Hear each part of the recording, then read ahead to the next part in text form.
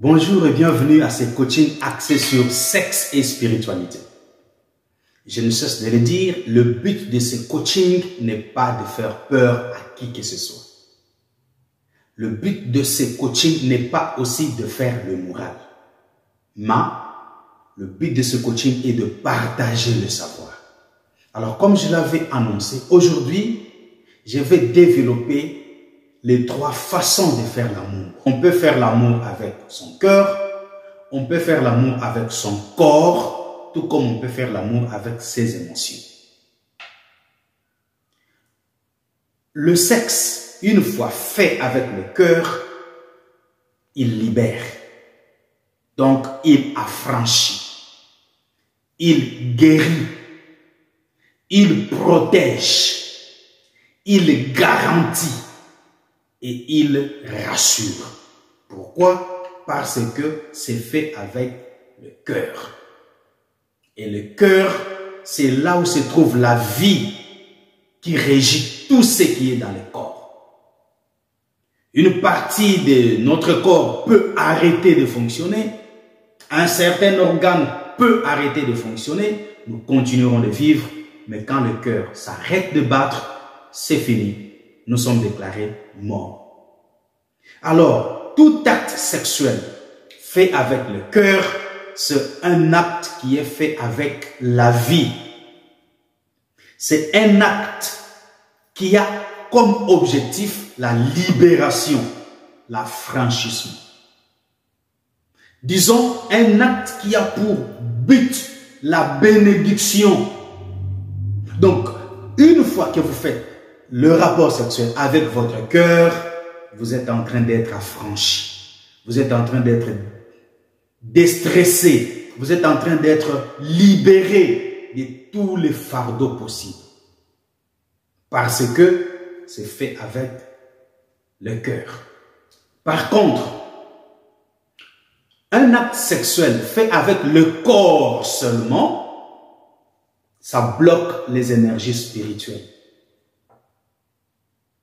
Et c'est capable de produire de la répulsion ou du dégoût. Pourquoi? Parce qu'il n'y a eu participation ni du cœur, ni d'émotion. Donc ici, c'est tellement gâté parce que il n'y a pas de vie en soi. Il n'y a que de l'envie. Il n'y a que de la pulsion. Il n'y a que de la compulsion. Il n'y a que de la tendance. Il n'y a que de l'appétit. Mais au fait, il n'y a pas une implication spirituelle à cela. Parce que c'est fait avec le corps seulement. Tandis qu'un acte sexuel fait avec les émotions vous fait vous endetter par rapport à votre conscience et installe en vous un état de culpabilité durable. Pourquoi? Parce que vous n'avez pas fait participer ni les corps, ni les cœurs. Vous avez cédé à la pulsion de vos émotions et vous avez commis cet acte-là. Et, souvenez-vous, vous n'oublierez jamais cet acte-là. Toute votre vie, parce que vous étiez sous une pulsion émotionnelle. Un acte sexuel fait sans le cœur, sans la participation du cœur, c'est un acte animal parce qu'il manque son sens sacré. C'est le cœur qui donne au sexe son sens sacré. Donc, sans la participation du cœur, sans l'approbation du cœur, sans l'aval du cœur, cet acte n'est qu'un acte animal.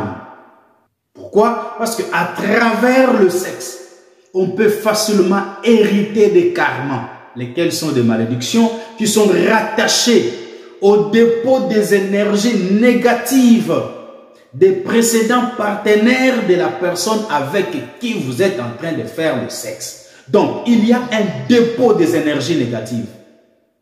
Ça s'est fait comme ça. Et si le partenaire précédent avait déposé tellement de trucs négatifs, vous êtes là pour hériter cela. Parce qu'il y a une impression qui s'est faite entre les deux personnes. Il y a échange, il y a transfert.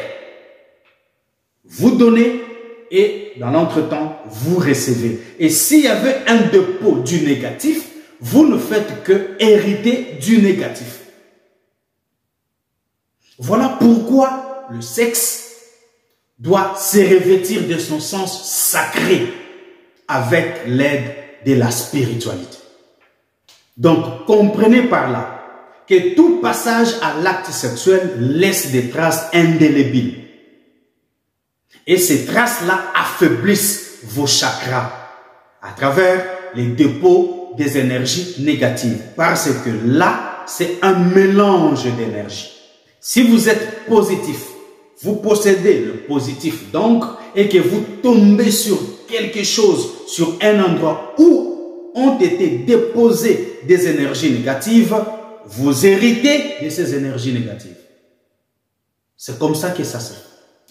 Voilà tout pour aujourd'hui.